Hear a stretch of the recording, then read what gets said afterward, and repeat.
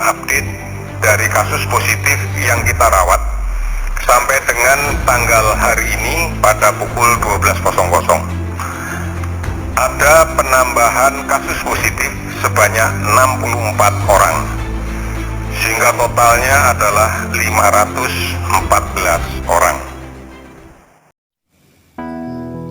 Assalamualaikum warahmatullahi wabarakatuh. Halo teman-teman, dimanapun kalian berada, semoga kita selalu dalam keadaan sehat, stay healthy, dan sedang menjalankan aktivitas di rumah saja. Hari ini, Senin 23 Maret 2020, sudah hari kesekian sejak dikeluarkannya himbauan dari universitas tentang penyebaran coronavirus disease 19 atau COVID-19 atau virus corona, sehingga mahasiswa dihimbau untuk stay di rumah, menjalankan aktivitas di rumah, kuliah secara daring atau secara online. Jadi hari ini saya masih menjalankan kuliah secara daring dan menjalankan segala aktivitas yang dilakukan dari rumah.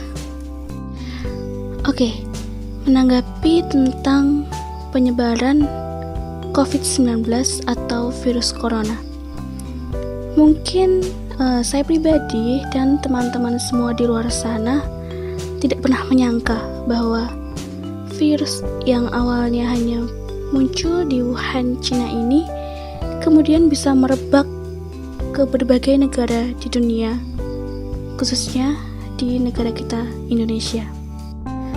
Bagaimana bisa? Itulah pertanyaan yang kemudian muncul pertama kali di benak saya dan mungkin di benak teman-teman semua. Virus yang awalnya itu hanya muncul di Cina, yang secara geografis dari Indonesia itu letaknya jauh, kemudian bisa sampai di sini. Tapi ya apa boleh buat, gitu. Semua sudah terjadi begitu saja dengan cepat dan kita tidak bisa memungkiri itu.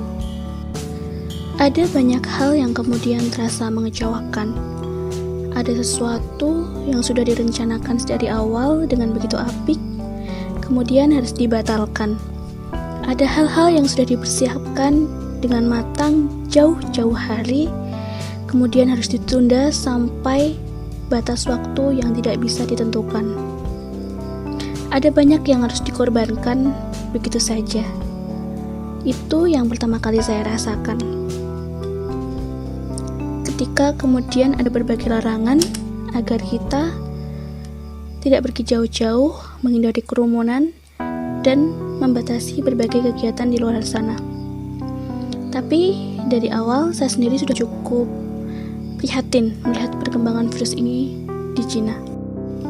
Ya, ini semua di luar dugaan, di luar ekspektasi, dan tidak pernah diharapkan. Semua karena situasi di mana kita harus paham bahwa kita semua dan dunia sedang tidak baik-baik saja. Ini bagaikan ujian besar bagi seluruh penduduk dunia. Sedikit info tentang virus corona. Mungkin teman-teman juga sudah banyak yang membaca atau mengetahui bahwa virus corona sudah ditetapkan oleh WHO sebagai pandemik yang berbahaya. Dan saat ini, negara-negara di dunia sedang berjuang melawan virus ini. Begitu juga negara kita, Indonesia. Tanggal 2 Maret 2020, Presiden Joko Widodo mengumumkan kasus pertama virus corona yang ada di Indonesia. Mungkin sebagian dari kita langsung merasa kaget mendengar berita itu. Kemudian, fenomena yang terjadi di Indonesia itu seperti apa? Saat itu kita mengenal istilahnya panic buying. Seketika, orang-orang itu berbondong-bondong membeli masker, hand sanitizer, dan berbagai kebutuhan pokok, dan itu dilakukan dengan sangat gila kalau menurut saya.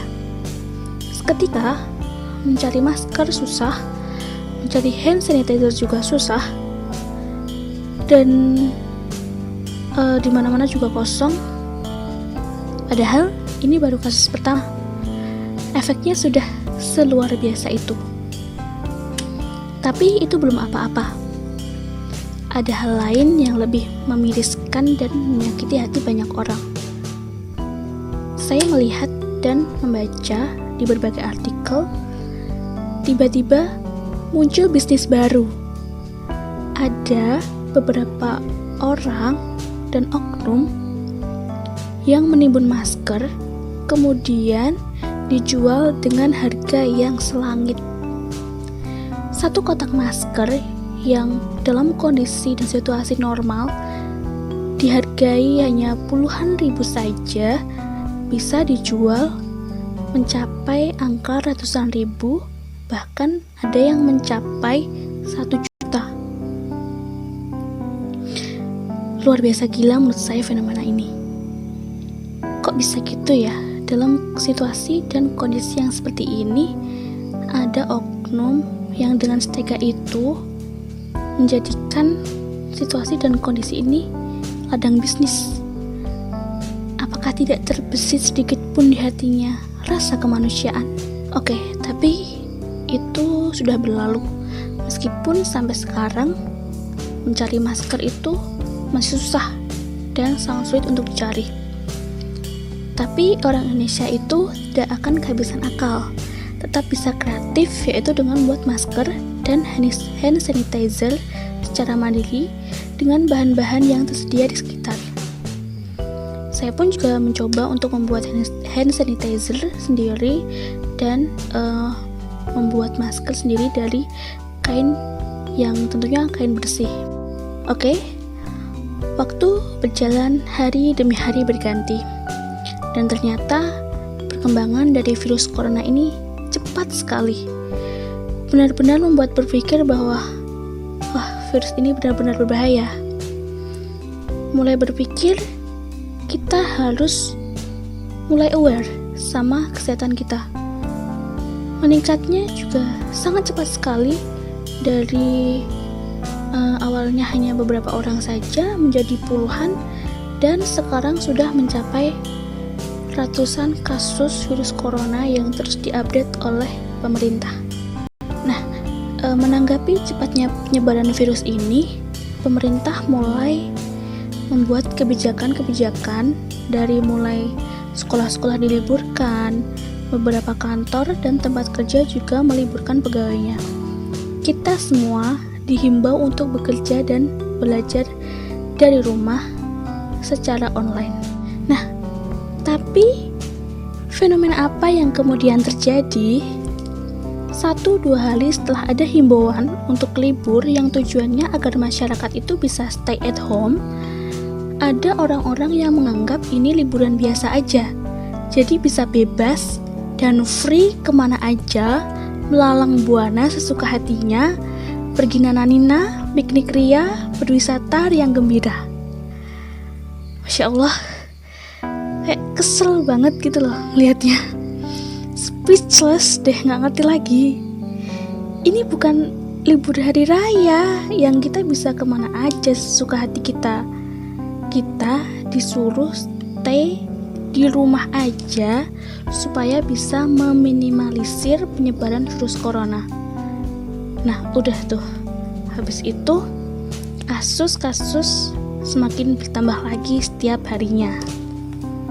Tapi ada kabar gembiranya sih. Waktu lihat berita, ada pasien pertama yang terkena itu sudah sembuh dari virus ini. Tapi kabar buruknya bahwa ada pasien yang sampai meninggal dunia. Ada sekitar 25 orang berdasarkan update beberapa hari yang lalu. Mungkin sekarang jumlahnya bertambah. Dan bukan cuma pasien, tapi dokter dan tenaga medis juga ada yang sampai meninggal dunia. Ya, memang para dokter dan tenaga medis ini adalah orang yang paling berpotensi terkena, karena yang mereka hadapi setiap hari itu adalah pasien-pasien yang menderita virus ini. Saya terkadang masih merasa kita ini orang-orang Indonesia masih terlalu santuy menghadapi situasi dan kondisi yang seperti ini. Nah, bicara soal dokter, tenaga medis dan orang-orang yang bekerja di rumah sakit, Saya salut banget sih sama mereka, karena mereka adalah orang-orang yang benar-benar berjuang di garda terdepan dalam hal berjuang melawan virus corona ini. Ada beban tanggung jawab profesi sekaligus psikis yang mereka tanggung. Di satu sisi, ya mereka harus stay menjalankan tugas menjadi orang-orang yang harus menangani banyak pasien yang terkena virus ini. Mau nggak mau, mereka harus pisah dari keluarga dan bekerja melebihi jam normal sampai 8 sampai 12 jam, dan itu non-stop. Nggak kebayang gimana itu capeknya jadi mereka. Dan ketika mereka itu sudah menggunakan APD, alat pelindung diri, lengkap dengan berbagai atributnya, masker, baju, dan segala macamnya, mereka itu nggak bisa loh sekedar buang air kecil, makan, juga harus menunggu shift. Bener-bener capeknya luar biasa, nggak bisa kebayangin deh jadi orang-orang seperti mereka ini. Nah, makanya kenapa kita dianjurkan untuk tetap di rumah adalah untuk mencegah penularan virus ini semakin meluas. Jadi, pahami benar kenapa kita diminta stay di rumah aja, tidak perlu ngapa-ngapain. Nah, itu semua demi kebaikan kita semua. Tapi ya, bukan netizen Indonesia namanya kalau menghadapi suatu fenomena itu tanpa bumbu-bumbu keributan. Mohon maaf ini, karena ya beberapa hari yang lalu sempat menyimak media sosial itu agak ribut mengaitkan virus corona ini dengan kepentingan politik lah. Kemudian muncul hashtag lockdown Indonesia, Indonesia butuh pemimpin, pemerintah lamban, dan masih banyak lagi. Yang kalau dipikir, ini bukan saatnya loh kita debat seperti ini. Kita dihadapkan dalam situasi di mana kita seharusnya saling mendukung dan mensupport satu sama lain. Bukan sedikit-sedikit bicara politik, menyalahkan pemerintah, debat kusir tiada akhir. Gini loh, jangan selalu menjadikan pemerintah itu sebagai kambing hitam untuk kita jadikan pelampiasan seolah-olah semuanya itu adalah salah pemerintah. Di negara-negara yang berhasil melawan virus ini, mereka bisa dan mereka berhasil bukan karena mereka punya pemerintahan yang lebih baik, tapi karena mereka memiliki rakyat yang baik juga. Jadi, kita itu harus saling mendukung dan bekerja sama antara semua elemen untuk menghadapi ini. Menaati kebijakan-kebijakan yang sudah dibuat oleh pemerintah. Kalau pemerintah sudah menganjurkan demikian, tapi kitanya yang tidak taat dan seenaknya sendiri, kalau kemudian penyebaran virus ini tidak terkendali, mudah-mudahan jangan sampai sih, ya jangan salahkan pemerintah gitu loh.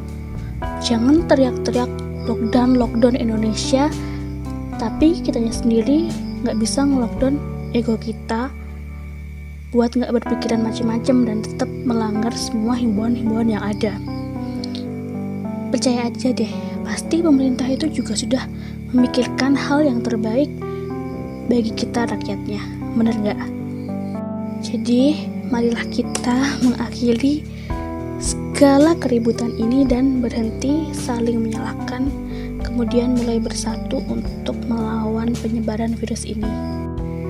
Kemudian, pesan saya untuk kita semua, saya harap kita semua bisa bersama-sama buat open mind, memahami situasi saat ini adalah situasi yang tidak untuk main-main, karena ini adalah situasi yang darurat dan bahaya. Jangan sampailah negara kita seperti ya, misalnya kayak negara Italia yang sekelas negara maju seperti itu saja masih kewalahan menghadapi virus ini. Saya berharap kita semua bisa saling mendukung, saling mensupport satu sama lain, bahwa kita harus tetap kuat dan semangat untuk berjuang melawan virus ini bersama-sama. Kita harus lockdown ego kita patuhi aturan-aturan yang ada, jaga kesehatan diri dan orang-orang di sekitar kita, orang-orang yang kita cintai dan orang-orang yang kita sayangi, saling mengedukasi dan jadikan bencana ini sebagai suatu cara untuk merefleksi diri kita sendiri, memperbaiki diri dan mendekatkan diri kepada Tuhan Yang Maha Kuasa. Buat teman-teman yang masih sering mengabaikan peringatan-peringatan ini, masih suka keluyuran kesana kemari, tolong banget untuk segera menyadari akan segala dampak dan kemungkinan terburuk yang akan kita hadapi di kemudian hari. Jangan keluar kalau tidak ada keperluan yang urgent dan mendesak. Tetaplah di rumah, mendukung pekerjaan para tenaga medis dan mengurangi beban mereka untuk meminimalisir persebaran virus ini. Dan buat kalian orang-orang yang masih harus tetap mengerjakan profesi di tengah merebaknya wabah ini, serta harus tetap melaksanakan pekerjaannya untuk kemaslahatan dan kebaikan orang banyak, semoga tetap semangat, selalu diberikan kekuatan, keselamatan, kesehatan, dan semoga selalu dalam lindungan Tuhan Yang Maha Kuasa. Mari kita bersama-sama melawan virus corona ini. Mari juga berdoa bersama-sama, mohon agar semuanya segera berakhir dan kita bisa kembali melakukan aktivitas secara normal seperti dulu lagi. Ingat, tetap stay at home, di rumah saja, jaga kesehatan, jangan lupa untuk sering-sering mencuci tangan.